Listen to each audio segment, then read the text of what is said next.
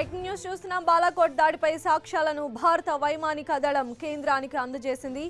80% బాంబులు లక్ష్యాన్ని తాకాయన్న ఐఏఎఫ్ 12 పేజీల శాటిలైట్ రాడార్ చిత్రాలను ప్రభుత్వానికి అందజేసింది. ఇక భవనాల్లోకి చొచ్చుకు వెళ్లి పేలే బాంబులను ఉపయోగించామని ఐఏఎఫ్ తెలిపింది. భవనాలు ధ్వంసం కాకుండా లోపల మాత్రమే విధ్వంసం జరిగిందని వివరించింది.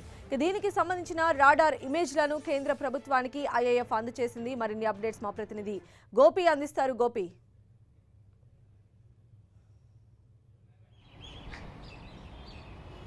ఫిబ్రవరి 26న బాలాకోట్లో ఉన్న ఉగ్రవాద శిబిరాలపై భారత వాయుసేన దాడి చేసిన తర్వాత ఇప్పుడు దేశవ్యాప్తంగా ఒక చర్చ జరుగుతోంది. అసలు దీనికి సంబంధించిన ఆధారాలు ఏంటి, భారత ప్రభుత్వం ఇప్పటివరకు ఆధారాలు ఎందుకు బయటపెట్టలేదు అన్న అంశాలని ముఖ్యంగా విపక్షాలు ప్రభుత్వాన్ని ప్రశ్నిస్తున్నాయి.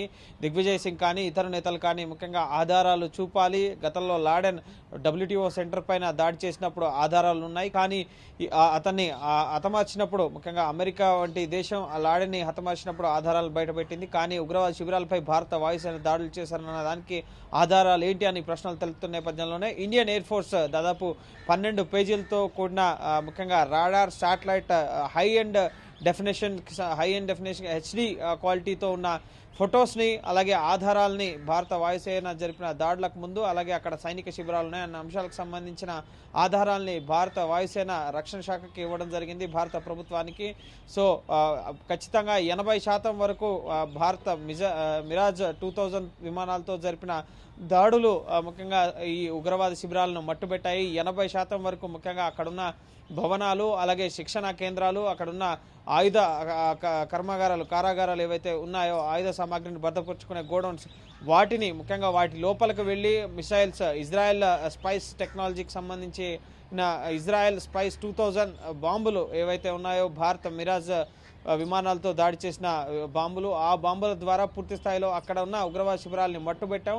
ఖచ్చితంగా ప్రాణ నష్టం, ఇటు ఉగ్రవాదుల్ని భారీ సంఖ్యలో మట్టుబెట్టాం అన్న అంశాలని ఇటు భారత వాయుసేన భారత ప్రభుత్వానికి వివరాలను అందించడం జరిగింది. అలాగే విపక్షాలు ముఖ్యంగా ఇప్పుడు ప్రభుత్వాన్ని ప్రశ్నిస్తున్న తరుణంలోనే త్వరలోనే భారత ప్రభుత్వం కూడా ఈ అంశాలని బయటపెట్టే అవకాశం ఉంటుంది. శాటిలైట్ ఇమేజెస్ ద్వారా ముఖ్యంగా అక్కడ ఎంతవరకు నష్టం జరిగింది అన్న అంశాలని ముఖ్యంగా భారత వాయుసేన ప్రభుత్వానికి అందజేయడం జరిగింది. సో ప్రభుత్వం కూడా వాటిని త్వరలో బయటపెట్టే అవకాశం ఉంటుంది.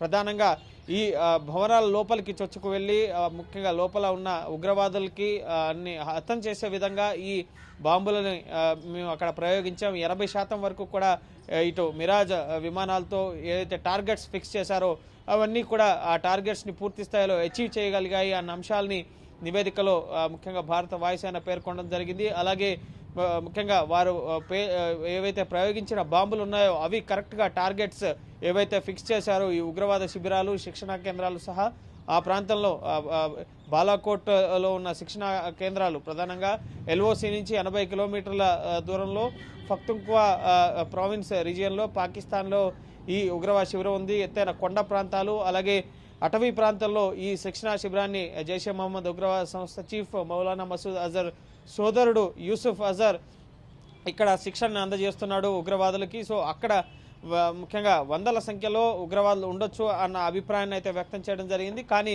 ఎవరు కూడా ఎంతమంది ఉగ్రవాదులు చనిపోయారు అన్న దానికి సంబంధించి లెక్క అటు పాకిస్తాన్ ప్రభుత్వం అక్కడ ఏమీ జరగలేదు, కేవలం మేము చెట్లను నష్టపోయాం, ఈకో టెర్రరిజాన్ని మేము భారత్ నుంచి ఎదుర్కొంటున్నాం, భారత వాయుసేన జరిపిన దాడుల్లో మా చెట్లు నాశనం అయ్యాయి అన్న అంశాలని ఐక్యరాజ్య సమితి దృష్టికి తీసుకెళ్లింది.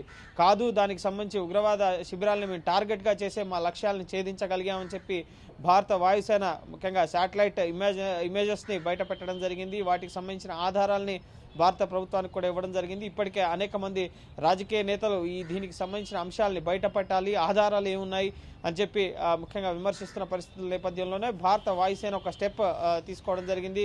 దీనికి సంబంధించిన శాటిలైట్ ఇమేజెస్ గతంలో లాడెన్ని హతమార్చినప్పుడు కూడా పూర్తిగా ఏ విధంగా ఆపరేషన్ నిర్వహించారు అనే అంశాన్ని అమెరికా వీడియో ప్రూఫ్ ద్వారా బయటపెట్టడం జరిగింది. సో ఇప్పుడు కూడా ఈ అంతర్జాతీయ సమాజానికి తెలిసి వచ్చేలా ముఖ్యంగా ఎక్కడ దాడి చేశారు, అక్కడ ముఖ్యంగా చెట్లు నష్టపోయారా, నిజంగా ఉగ్రవాద శిబిరాలు ముఖ్యంగా అక్కడ ఎటువంటి ఉగ్రవాద సంస్థ కూడా ఆశ్రయం పొందట్లేదు అని చెప్పి పాకిస్తాన్ చెప్తుంది. కానీ ఖచ్చితంగా అక్కడ ఉగ్రవాద శిబిరాలు ఉన్నాయి.